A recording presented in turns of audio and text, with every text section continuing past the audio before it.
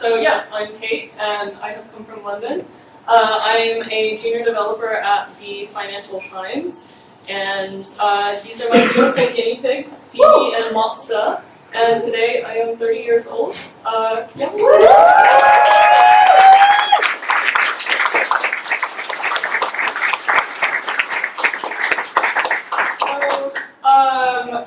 When I was thinking about what to give a talk here on, well, first of all, I was actually going to be in Berlin this weekend anyways. I was here for a weekend-long acid techno rave at Griezmühle. I did not go all weekend because, as you can tell, I'm still alive. But yeah, and then Sarah decided she was going to play JS, and it was my birthday, and I was going to be here, and I was like, yes, I have to come. But then I was just like, what am I going to talk about?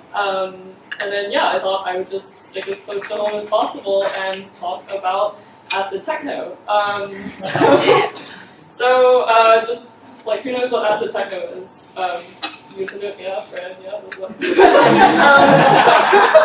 Acid techno in house. It's a genre that makes heavy use of a specific synthesizer called the Roland TB303, and it's a bit hard to describe without making weird noises. So I'm just going to play a few samples for you. Feel free to raise and dance a little bit.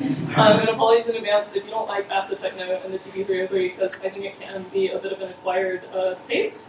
So this is Minimum Syndicate. I saw them at Griezmühle. It was amazing. So that's the TB303 kind of like doing its pattern in the background. And like most synthesizers, you were able to input a pattern and it would just loop it over and over and over. The Amelie Lens. Yes!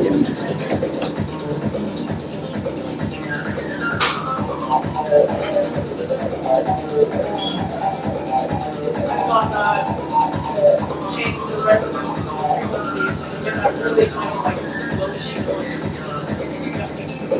If you love it, you love it. And then just one more.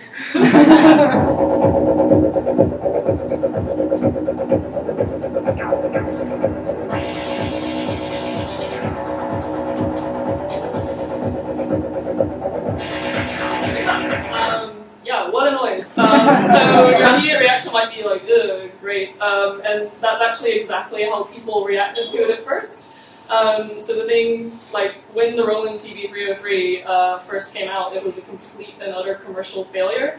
It was released in 1981, and actually what it was meant to synthesize was the sound of a bass guitar. So just like strumming a string on a bass guitar, like pretty normal sound. And it was very bad at that.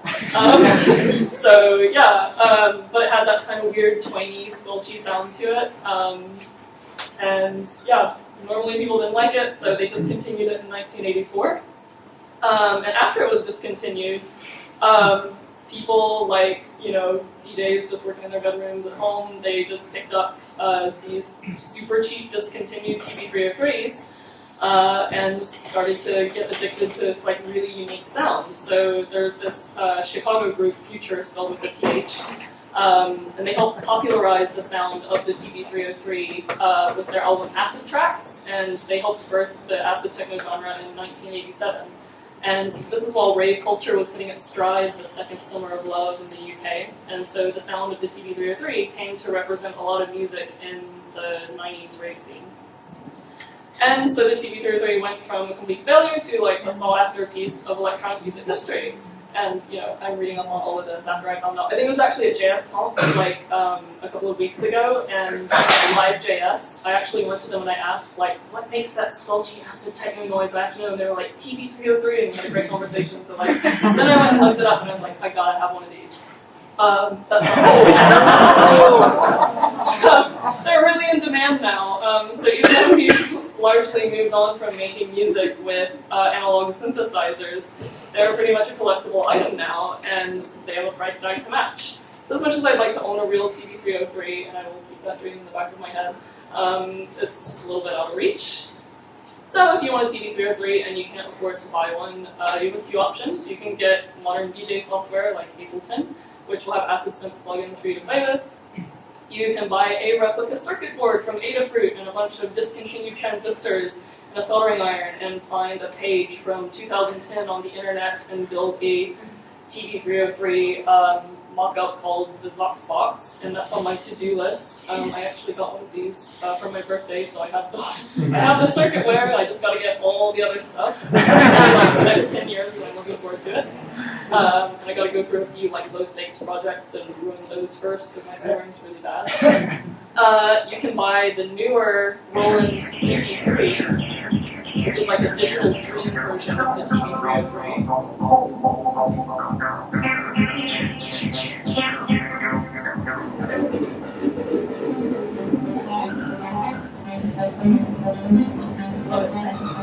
Or if you're like me and you want to do things the stubborn way, you might try and build your own TV303 in the browser in JavaScript. It's option 4 now. I did these slides very last week, sorry. So yeah, like where do we even begin with this? So first of all, you study pictures and videos of the TV303. There's a video on YouTube called, I don't know, it's just like some guy using the TV303. His YouTube name is Dr. Mix. He's wearing a ring on every single finger, and he's just like programming stuff into the TV303. It's got like 6,500 views, like probably like 500 of them are me at this point. So yeah. So if you have a look at this, you can see like there's a few things going on. Kind of like in the very middle to the left of the TV303, you have the mode. So you have play mode and you have write mode. So that's whether you're inputting the notes or playing them. You have run and stop to start the patterns and stop them. On the bottom right-hand side, you can see some musical notes. So that's where you choose like what kind of pattern you want to put in. If you want to put in like a bunch of 16th notes, if you want to put in like triplets and stuff, you can transpose your notes up or down an octave because, as you can see, you only have one octave of input here. You can accent notes to make them like stand out more. You have a slide, which is kind of like a glissando to other notes. And at the top row, we have all the things which kind of like make the TV303 sound itself. Things like frequency, cutoff frequency, resonance, accent, decay. There's like a lot going on. Bit overwhelming. So the first thing I wanted to do was understand what it was that gave the TV303 its sound. That conversation I had with Live.js. And through that I began to understand what some of the buttons meant and also how I might be able to recreate the sound using code. And the thing that, so the TV303 is a subtractive synth, and what that means is it uses a specific type of sound wave. All sound is made up of waves, and we're most familiar with like sine waves, but there's also the triangle, the sawtooth, and square waves, and these all have a different timbre or like specific sound quality to them.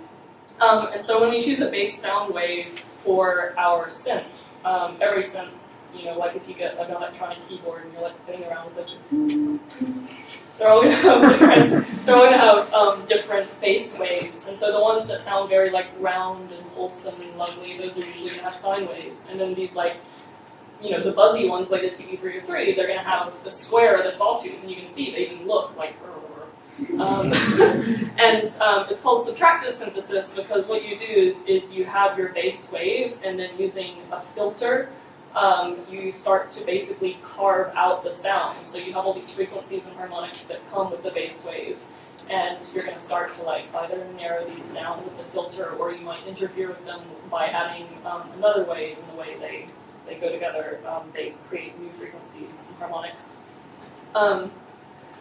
So yeah, with the TV303, the first thing we do is we add a low-pass filter. So it allows frequencies underneath a certain cutoff frequency to come through, and so that kind of starts to make it sound like it's underwater, like coming from the flat next to you, like through a wall. And the lower the low-pass filter, the fewer of the original harmonics of the sound wave are coming through, or different harmonics might be present, changing the quality of the sound. So you can kind of demonstrate this yourself naturally, like a natural kind of low pass or some kind of filter, by if you sing a note ah, and then you keep your mouth open and you're singing it, and you narrow down to oo. Ah, ah, ah. So like with your mouth, with your vocal cords, you're like creating a wave at a frequency, and then with your mouth, if you keep the same frequency and you go ooh, you're kind of like carving the sound and changing it, even though you're technically making the same sound with your vocal cords. So that kind of thing. And then resonance is another quality that's really emphasized with the TB303. You heard it in one of the samples when it's getting kind of really buzzy and squelchy. And that's when you have that low pass filter cutting off around a certain frequency, kind of the narrow band of frequencies around that cutoff start to get really buzzy, if you have a tin roof vibrating or something, like a piece of metal vibrating with the sound. And it might be called a phaser effect in modern digital synthesizers. And then the next thing that kind of shapes the 303 sound is a filter envelope. So for each sound we make, we're wrapping it in a filter that shapes the sound at 4 points, which I've lovingly illustrated in an online version of MS Paint. Rest in peace. So the attack, decay, sustain, and release help to shape the note. So the attack is like when we hit a piano note. If you hit hard, the note will sound loud immediately, and it might hurt your ears. So the attack is it's gone from no sound to really loud sound, a very sharp attack. And then, so again, if we hit the piano note very loud, but then it will probably decay quite quickly down to a normal kind of sound. And then sustain is just a level that's as long as you're holding the piano note, that's the level of sound it's at. And then when you take your finger off the piano key, how quickly does it lighten down and dampen to no sound? That's the release.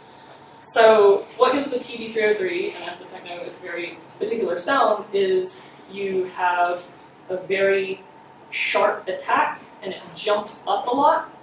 So you can see the 220. So basically that means if you have a frequency of 220, then what happens is you attack very quickly and it jumps up frequency. So the note's actually going and then it comes very quickly back down to the original note. And so then I've got some demos for you to attempt to explain this, because this is something that I was reading about it and I was watching videos about it and I was I don't understand. And then I kind of played with it a bit in the Web Audio API and it made a bit more sense. That's VS Code. There we go. So, if you remember, I was talking earlier about the different. So I was talking about the different sound waves and the quality, the timbre they have, the sound quality. This is a sine wave. It's the Morse code sound. So sawtooth wave, pretty buzzy. Triangle. I don't know why the triangle sounds quite round as well, but yeah. And then the square wave. Again, quite buzzy. So the sawtooth and the square, and sometimes both of those together in subtractive synthesis and affecting each other, that's what you have on the TB303. So then, the first thing we're going to add is the low-pass filter. So yeah, from here on out, it's the exact same wave, and we're going to be adding things to it. So the square wave. And we're going to add a low-pass filter, I think at about 440 hertz. So we're only letting the lower frequencies through, but we kind of turned the volume up a bit. So it's starting to have a bit more of a shape to it. And then we want to take the filter even lower. So yeah, it's starting to change and sound a bit more hollow and resonant. And then what we want to do is we want to have the quick attack where it jumps up from whatever frequency the wave is, and it jumps up about 1,000 or 1,500 hertz, and then it slides back down to whatever the original frequency was. So you can hear it goes wow. And what we want to do is we want to make it jump up even more, so the amount of hertz that it's jumping up even more, and then an even shorter attack and delay. So yeah. And I will try. Sorry, what time is it? So the way we do this with the Web Audio API is, gosh, I'm so sorry about this. It is very tiny. So the way we're doing this is with the web audio context. So we create a web audio context, which is like a sandbox to play in. That's all of our oscillators and sounds and everything that are going to in there. And we create gain, which is just basically like giving it volume so we can hear it. And then what we're going to do is we want to keep track of time because with the TB303, we're going to be playing a bunch of notes in sequence, so it's like really important to know when one note begins and then the other note ends so that we can play all of those in sequence.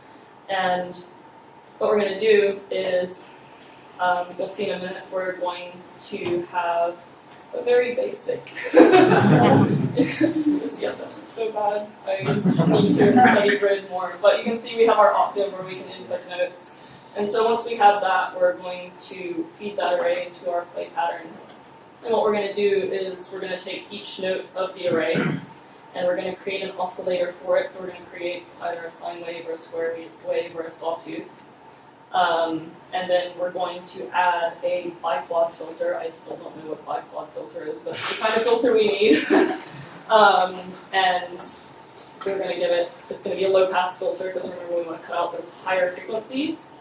And the value is 220, so that just means that like the frequency is above 220 hertz, which is just like a middle A, very like normal A.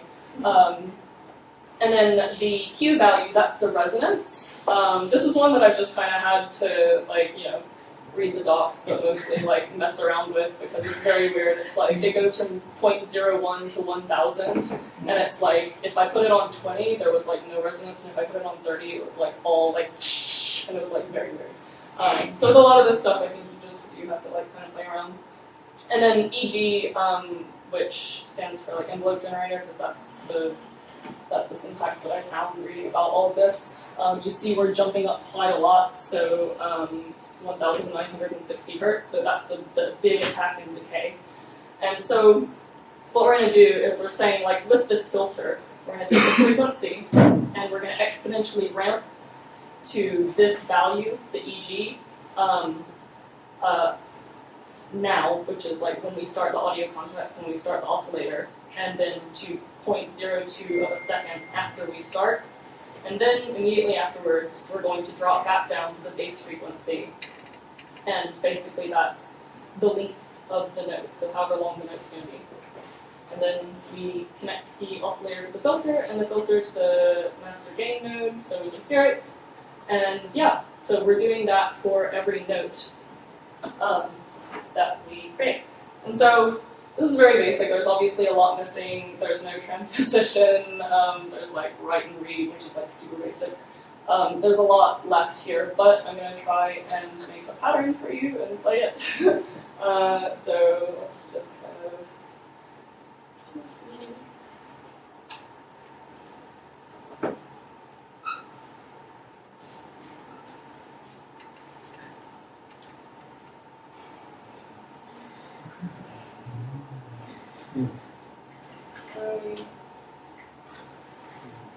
Great, okay, cool.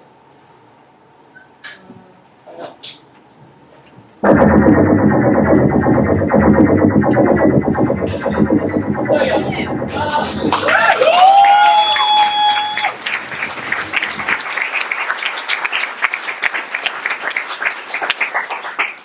So yeah, there's still a lot left to do, obviously. The sound there is a bit mushy. I would have liked to deal with it a bit more, but yeah. So being able to change like the resonance, make it a bit more fuzzy, change the low pass filter frequency, so you can kind of bring it up and hear the higher notes, and then like bring it down so it like sounds really muffled and underwater. Being able to accent notes to make them hit harder and stand out, which is a lot of how you get the kind of a lot of the kind of character of acid techno comes from that. Being able to transpose to different octaves and stuff. So yeah, there's really quite a lot left to do, but I guess what I What I find interesting about this is that like this is one of the first projects I've undertaken as a junior dev that's I realize it's going to take like a few months, and I'm kind of like becoming okay with that because a lot of my side projects are kind of like these weekend just very quick binge on things, and it's nice to kind of like have something to like sink my teeth into and like know that it's going to take a while. It's definitely not finished, and I was worried like about presenting here tonight because of it, but I want to share it anyways because like I hope that it can inspire some people to find whatever really grabs your attention and dig deep into it and stick with it. Because those can be some of the most rewarding projects to work on in the end. So watch this space for your very own JavaScript TD303 to play with, and in the meantime, go out and build the weird and wild things that are floating around your head.